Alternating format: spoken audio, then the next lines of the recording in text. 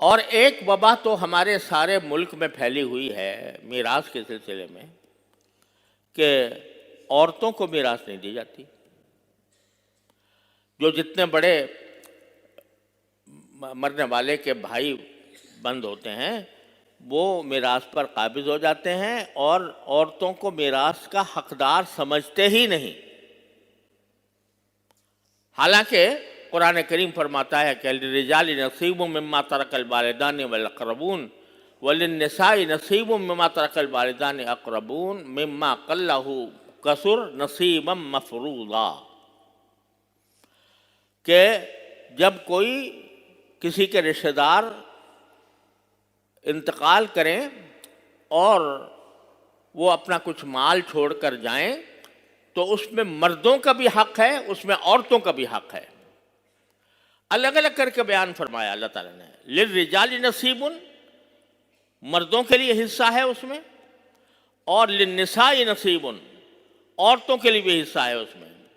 مما قل منہ او کثر، وہ ترکہ تھوڑا ہو یا زیادہ ہو، ہر صورت میں اس میں حق مردوں کا بھی ہے عورتوں کا بھی ہے.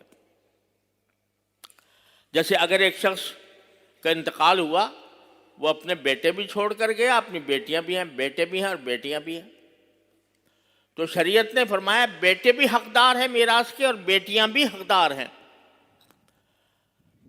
اگرچہ تھوڑا سا فرق یہ ہے کہ بیٹے کو حصہ دگنا ہے اور بیٹی کا اس سے آدھا ہے، لیکن ہے.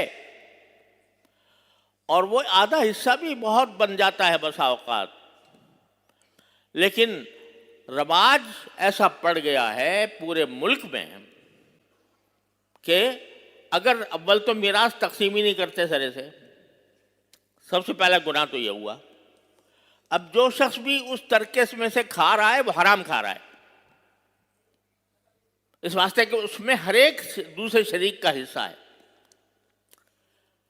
یہ خوب آپ یہ مسئلہ اچھی طرح ذہن میں بٹھانا چاہیے کہ جو ترکہ ہوتا ہے اس میں اگر فرض کرو 5 وارث ہیں تو جو چیز مرنے والا چھوڑ کر گیا ہے اس کی اگر ایک سوئی بھی اس کی ترکے میں شامل ہے، اس سوئی میں بھی 5 حقدار ہیں.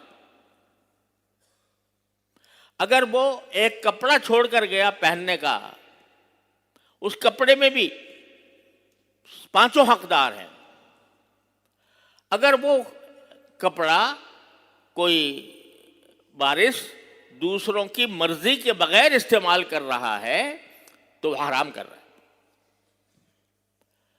جو کچھ وہ کھانا چھوڑ کر گیا ہے، جو کچھ وہ گندم آٹا چاول چھوڑ کر گیا ہے، وہ گندم آٹا چاول میں ایک ایک دانے میں سارے ورثہ شریک ہیں.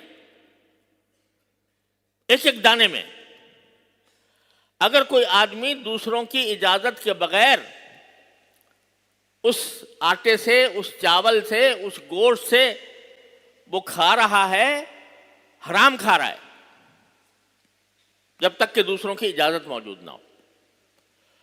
اور اجازت بھی اس وقت معتبر ہے جبکہ دوسرے اجازت دینے والا عاقل بھی ہو، بالغ بھی ہو، عاقل بھی ہو. اگر چھوٹے بچے چھوڑ کر گیا ہے تو چھوٹے بچے کی اجازت معتبر نہیں. اس کا حکم یہ ہے کہ چھوٹے بچے کے حصے میں جو کچھ آیا ہے وہ محفوظ رکھا جائے، اور محفوظ رکھ کر جب وہ بالغ ہو، بڑا ہو تو اس کے حوالے کیا جائے. اس کے اوپر قرآن کریم کی سورہ نساء کی ابتدائی آیات میں تفصیلی احکام دیے گئے ہیں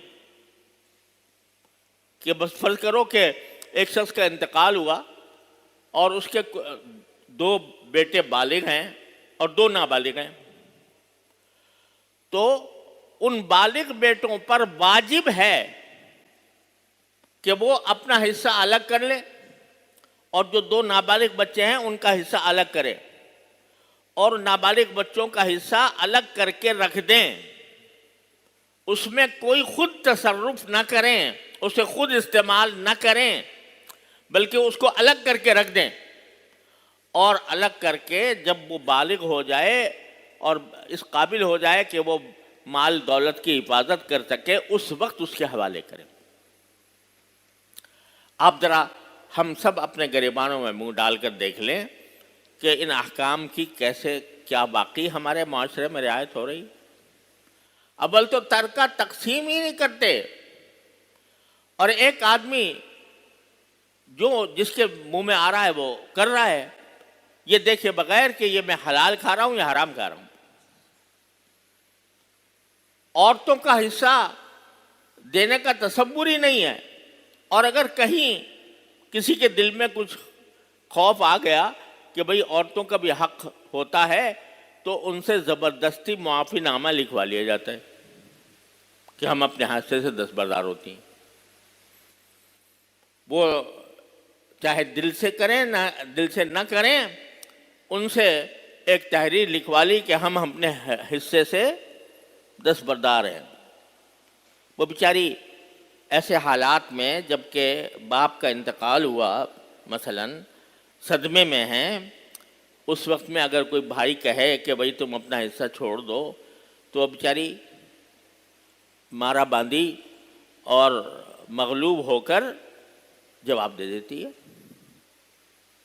اور لکھ دیتی ہے۔ خوب سمجھ لے کہ یہ زبردستی لکھوانے سے کوئی اس کا حصہ ختم نہیں ہوتا۔ رسول کریم صلی اللہ علیہ وسلم نے ارشاد فرمایا کہ لا يحل مال امرئ مسلم الا بطیب نفس منہ، او کما قال صلی اللہ علیہ وسلم، کہ کسی بھی مسلمان کا مال کسی دوسرے کے لیے اس وقت تک حلال نہیں ہوتا جب تک وہ خوش دلی سے نہ دے۔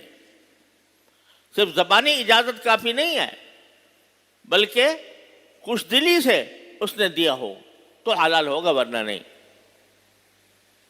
یہ رسول کریم صلی اللہ علیہ وسلم کی واضح ہدایت ہے۔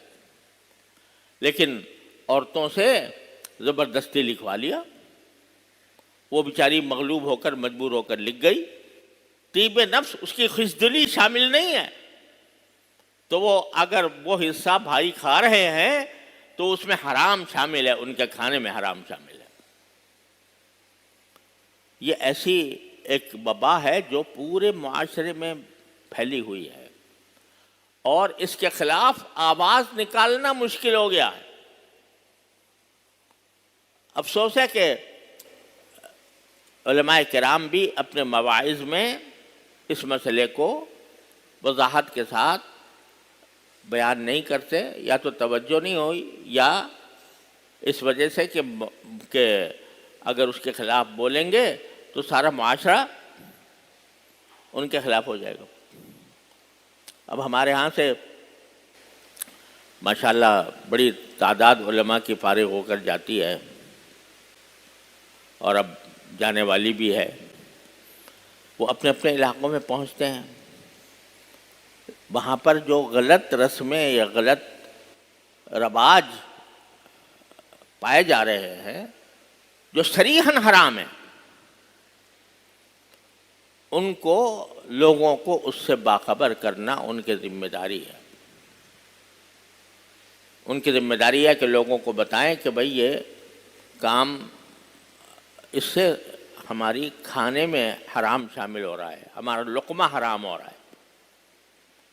اور جیسا پچھلے جمعہ میں عرض کیا تھا کہ حدیث میں رسول کریم صلی اللہ علیہ وسلم نے ارشاد فرمایا کہ انسان کے جسم پر جو گوشت حرام کھانے کی وجہ سے اگتا ہے وہ جہنم کا ٹکڑا ہے، وہ جہنم میں جائے گا۔ تو یہ جب تک ہم اپنے ان معاملات کی اصلاح نہیں کریں گے تو قرآن کریم کے اس حکم کی تعمیل نہیں ہوگی۔ یا ایھا الذین آمنوا علیکم انفسکم، اپنی خبر لو، اپنی اصلاح کی فکر کرو۔